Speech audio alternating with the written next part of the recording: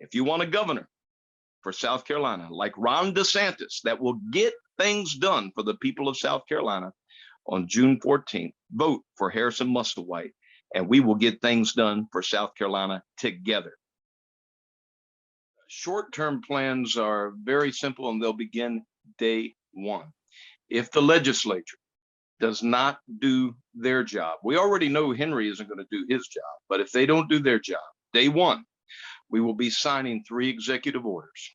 The first executive order will say this: there will be no unconstitutional federal vaccine mandates in the state of South Carolina. Executive Order 2, there will be no CRT or like socialist indoctrination in the state of South Carolina in our public schools. And Executive Order number 3, there will be no DHEC smart cards or vaccine passports in the state of South Carolina, period. What Henry and the legislature won't do, Harrison Musselwhite as our next governor, just like Ron DeSantis in Florida, we will get the job done beginning day one. We are immediately going to cut taxes and cut regulations so that, just like when President Trump did it in 2017, that our businesses will be able to thrive and grow and invest in new employees, in new materials, in new businesses, instead of putting their money in the state of South Carolina, which more than likely the legislature is going to waste it anyway. What would you like to see for business development in the state? What are some of your thoughts on how to grow that? Well, Zoe and I have traveled the entire state, and there are areas in our state that are hurting. To begin with, the corridor of shame, from the southern part of I-95 all the way up to the northern part, from Georgia to North Carolina. That corridor has been left behind. So what we have to do is we have to, number one, get the people educated. And I'm not just talking about 4-year college degrees. I'm talking about technical degrees, because before you bring in industry, industry has to have the workers. They have to have welders. They have to have pipe fitters. They have to have machinists. So we want to work in these areas to expand our technical colleges and then work with businesses. Yes, that means giving them tax breaks to come in and invest their resources in South Carolina so that we can help the people in the corridor of shame, and no longer call it the corridor of shame, but beginning day one under Musselwhite Warren administration, call it the corridor of opportunity. In fact, where I work at the Donaldson Center is a perfect example of that. The Donaldson Center was given to Greenville County by the federal government, who used to have an Air Force base there. That area sat undeveloped for years, but Greenville County began to work. Number one, they expanded Greenville Technical College, expanded grants and different things to help get the welders, the pipe fitters, the machinists. And then small businesses were attracted to the Donaldson Center area. And now think about, what does Donaldson have? We've got Lockheed. We've got several big chemical companies that surround there. We've got 3M. All of these came in because the county worked with the state. They increased opportunities in education, and that brought in the small businesses. So we've right here in Greenville, South Carolina, we have the blueprint, and we're going to put it statewide. Well, and let's start with the roads. Of course, most folks know that I am a CDLA certified driver trainer for Dana Companies, and I have traveled 48 of our 50 states. And I'll be honest, South Carolina, it doesn't have the worst roads, but North Carolina to the south, North Carolina to the north, Georgia to the south have much better roads than we do. Think about it. As soon as you leave Georgia on I-95 and come into South Carolina, you know you're in South Carolina because of the roads, the difference in the roads. So that would be the first thing. We have over $1 billion surplus sitting in DOT coffers. That shouldn't be that way. I understand having a surplus, but that $1 billion should right now be going to fix I-95 from the Georgia border to the North Carolina border. And then we're also going to partner.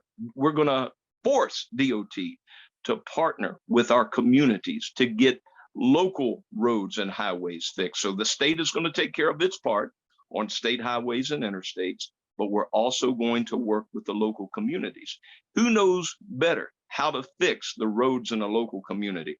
The folks that live there or people that live in Columbia that have never traveled those roads?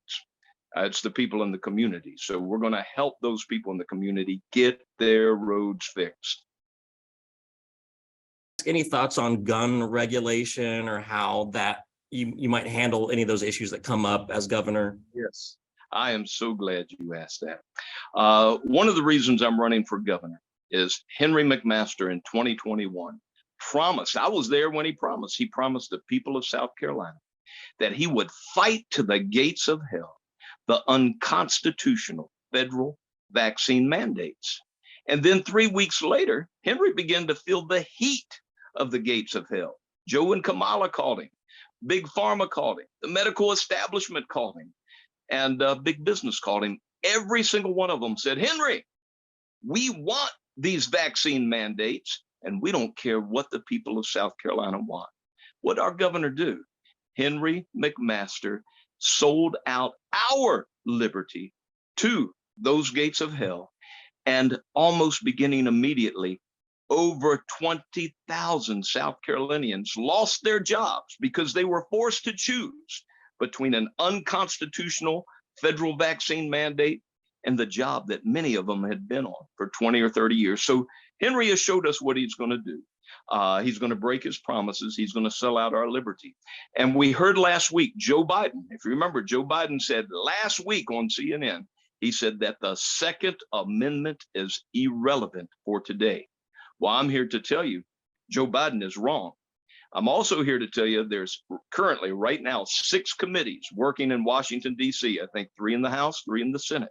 And what they're working on is to take away our Second Amendment, to take away our guns. Well, as our next governor, I will stand on the State House steps. And when Joe and Kamala and Nancy Pelosi, when they come to take away our Second Amendment and to take away our guns, on behalf of us, we the people of South Carolina, on behalf of our constitutional and God-given rights, I will look them dead in the eye and I will say, gates of hell, no. Go back to where you came from. That's what a governor does. He protects the people of South Carolina. He protects our constitutional rights and our God-given rights. And that's what Zoe Warren and myself are going to Columbia to do, to be a voice and to be a champion for we, the people of South Carolina, and to say gates of hell no to federal, medical, and big business tyranny. One last thing. If the folks like Ron DeSantis, I want y'all to think about what Ron DeSantis is getting done for the people of Florida.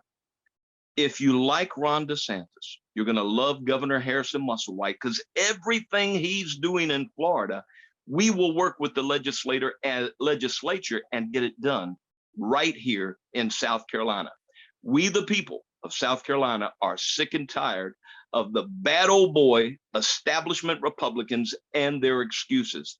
It's time to get things done for South Carolina now, and that's what Zoe Warren and Harrison Musselwhite will do for the people of South Carolina. If Roe versus Wade gets overturned, how would you handle those issues as governor?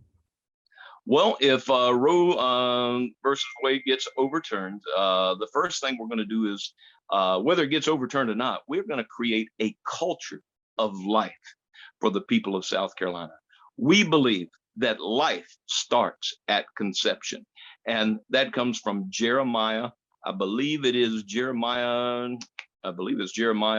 1 verses 9. I could be wrong. But according to God's word, God said he knew you before you were even in the womb. So if he knew you, you existed. So again, we believe what God said, that life begins at conception, and we will enforce that here in the state of South Carolina. We will protect all life in the womb and outside the womb.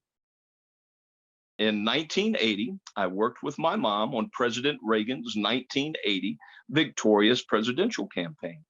In 1981, I escorted my mom to President Reagan's inaugural ball at the Smithsonian Air and Space Museum in Washington, D.C. Ever since then, I have been a constitutional conservative Republican. In 1983, I married my childhood sweetheart, Sharon Musselwhite, who is also the mother of my 7 children. And we're very blessed to have 7 children and 5 grandchildren. In 1997, we moved our family from Virginia to here, to the greatest state in the United States of America, South Carolina. And we began a small business with an $18,000 loan. Within 2 years, by building a winning team, we were able to turn that $18,000 into a multi-state, multi-million-dollar revenue business. Unfortunately, in 2001, my wife was diagnosed with a fatal lung disease called sarcoidosis. It's a very wicked disease. She was given 2 to 3 years to live by the practicing physicians. And we're thankful for practicing physicians, don't get me wrong. But my wife, Sharon, and myself and our children, we served the great physician, and he had different plans. Over a period of 11 years, he healed my wife, but during that period, I had to make a choice. In 2007, I had to make a choice. Do I help my wife get better? Or do I focus on increasing and growing the business? And I made the right choice. I made the eternal choice. We sold the business and we worked on getting Sharon better. And thank God, this is 2022. She's still with us today. She is in very good health. The sarcoid tumors are gone. Almighty God healed my wife. So in 2012, it was time to get back in the business world. Well, guess what? There was nothing in the business world. The only job left was truck driving. And I did have that talent. So you do what you have to do to provide for your family. And that's what I did. And thank God, over the years, I've been promoted. I am now the lead driver trainer for Dana Transport, which is the second largest chemical transporter in the nation. And I'm over 3 states. I'm over South Carolina, North Carolina, and Georgia. We have over 200 drivers just in those 3 states underneath me. But one thing I've learned, I actually learned it when I worked with the Sam Walton in 91 and 92. Mr. Walton taught me a lot of valuable things, and one was building a winning team. Show them your vision and then get them to help you implement your vision. And that's exactly what we're going to do for South Carolina government. In fact, we're already working on building that winning team now. DHEC is a government organization that the governor is over. DHEC is doing a horrible job. We will begin replacing the DHEC officials with competent South Carolina patriots who are competent in their profession and who also remember their Hippocratic oath. And their Hippocratic oath is this: do no harm. Well, let me tell you what, DHEC during COVID did a lot of harm. And we, the people of South Carolina, are going to hold those corrupt, inept bureaucrats accountable. First of all, they will be losing their jobs. Why did you decide to run this election now? Because our liberty is at stake. Like I said, we see what's going on in DC. They're coming to take away our Second Amendment. They're coming to take away our guns. Our current governor is not going to stand up to them. He might give them some lip service, but he will not stand up. And Harrison Musselwhite and Zoe Warren will not allow the people of South Carolina to live under tyranny, period. That's why I'm running for liberty, life, liberty, and the pursuit of happiness. These are our God-given inalienable rights. And we are not going to let Henry McMaster and the corrupt Republican establishment sell out our rights for their beneficence. Trucker Bob is a real life handle. I was given that handle in Arizona. I was at a truck stop there and they asked me my name. I said, Harrison Musselwhite. And they said, man, you're Bob. Evidently, it was a little too hard for him to say. So ever since then, that was several years ago, that has been my handle, Trucker Bob.